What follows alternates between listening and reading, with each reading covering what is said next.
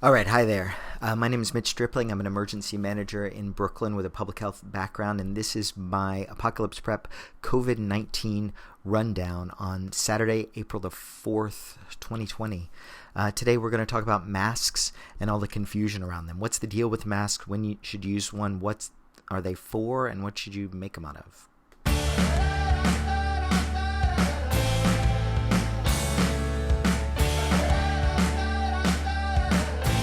Okay, so here's the first thing I want to say. Let's talk about the kinds of masks that are out there and what they are for. N95, surgical masks, cloth masks. Those are the things that have been in the news most for the past weeks and months. So let's talk about them. N95s are called that because they filter out 95% of particles. That's what you wear if you're going to be breathing in bacteria or viruses or something like that. They are used really rarely in the healthcare profession. They are only used for certain procedures like intubation, where there is going to be like a spray of droplets out there.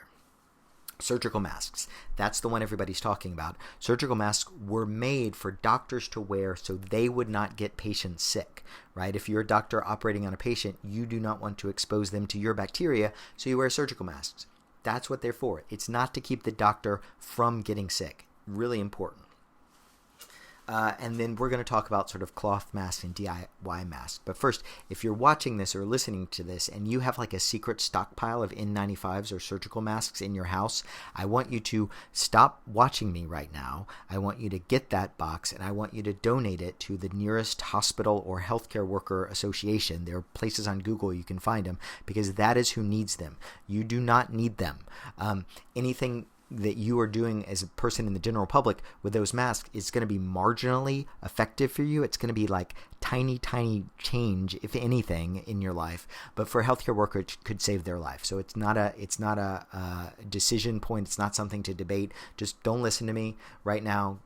Go out there, donate. End of story. Okay. So let's talk about what we're talking about when we're talking about DIY masks. So here's the thing you want to know about SARS-CoV-2, the name of the virus. It is very tiny.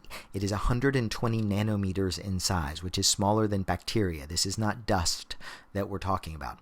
But we expel it when we cough or something in bigger globs of saliva or mucus or gunk like that. So tiny particle, usually we expel it in bigger globs. And so when we're talking about masks, the reason CDC or anybody else is recommending masks is not to keep you from getting sick, right? Although that's what's playing out in the memes. It is to keep you from getting other people sick if you are symptomatic or you're shedding virus and you don't know it yet. That's the whole point. It's to keep you from putting virus out there in the world. So here's my prop, right? Here's my basic cloth masks to put it over my face right here. And so the thing everybody is talking about out there is, well, what should you make it out of? Should I cut up a t-shirt? Should I cut up silk or linen or coffee filters or towels, tea towels? There are all of these different things. You know, this is like an angels on the head of a pin debate. It matters a little bit, but the biggest thing to keep in mind is that the way to flatten the curve is through social distancing, keeping 6 feet away from other people, and especially isolating people who are sick and quarantining people who have been exposed. Those are like your major hitters here. Those are the things that are going to get you the most bang for the buck, that are going to flatten the curve the most, along with good hand washing. Masks are like a tiny marginal thing. So they could be useful as an intervention to keep you from spreading virus to other people, but it's like not that much, frankly.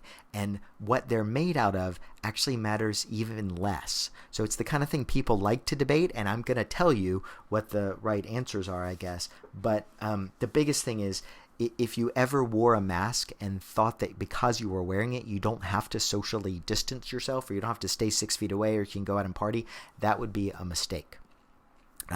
So let's talk about masks and how to wear them. Here's a fun fact. In 2006, the Institute of Medicine wrote a study, the actual God's Truth United States Institute of Medicine, where they said in a pandemic, we might need to explore the public wearing cloth masks. So scientists, y'all should go out and study how they work and what would be best and all that stuff. See you later, thanks, bye. And nobody did. That's not true. Like 4 people did. 4 scientists. And so all the news articles that you're reading are legit from maybe 4 or 5 studies that are out there in the world.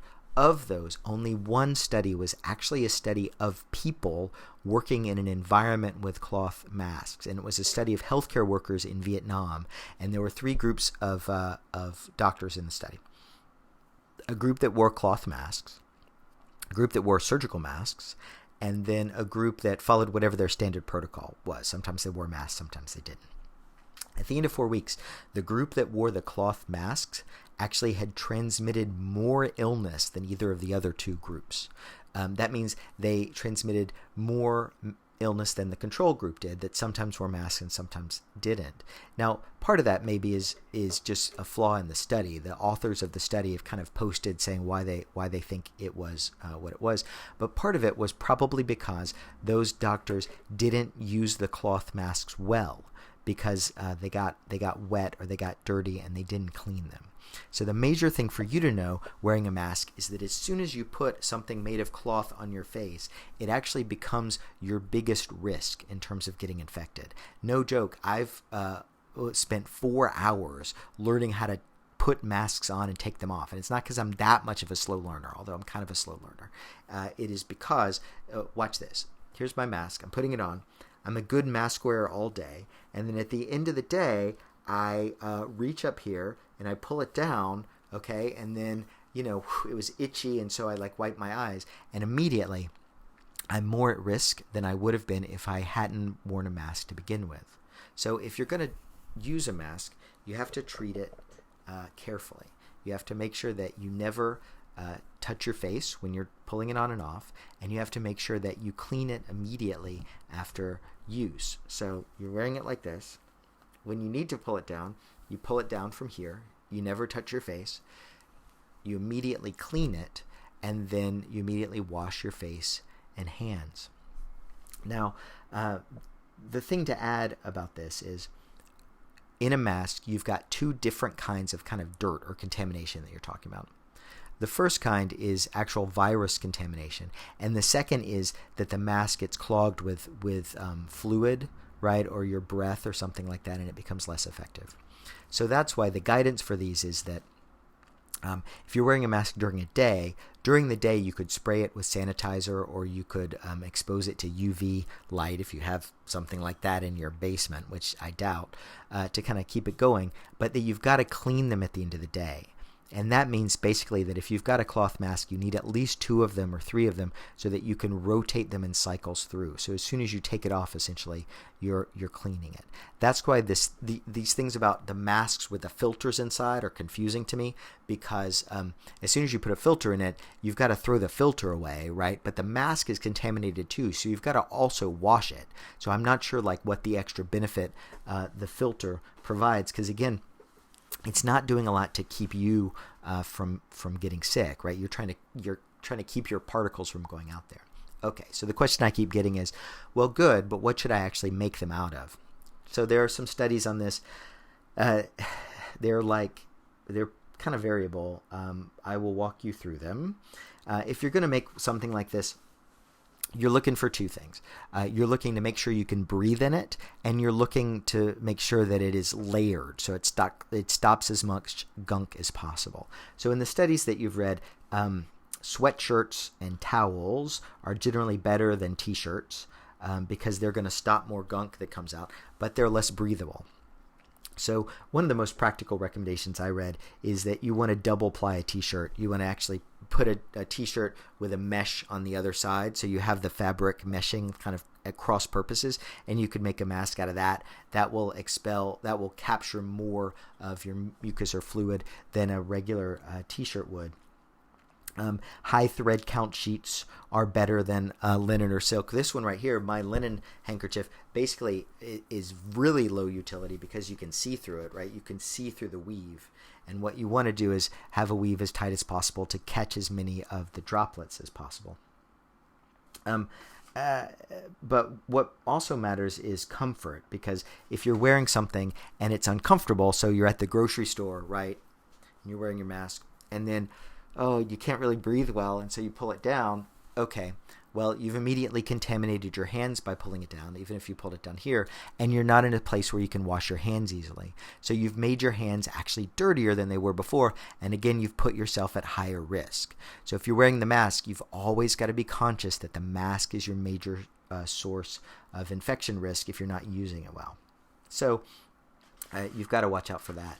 The other thing you have to watch out for is the seal around the edges. So one reason that cloth masks transmit more is because, if you're wearing this, you've got this loose up here. Even those masks that have 2 bands of elastic and are well made generally have a 30 to 40% weaker seal than a surgical mask, or certainly an N95 do. And N95s in particular need to be fit tested. They are molded to your face and sized. So again, if you've got N95s and you haven't been fit tested, that's ridiculous, and they're going to do more harm to you than good. And so again, you should donate them to healthcare workers who can use them better. People still keep asking, though, well, what do I need to do to make these and use them well? So what have we got? So we've talked about, what do we make them out of? It needs to be comfort and breathable. Sweatshirts and towels are better than t-shirts. Multiple layers are better than one layer.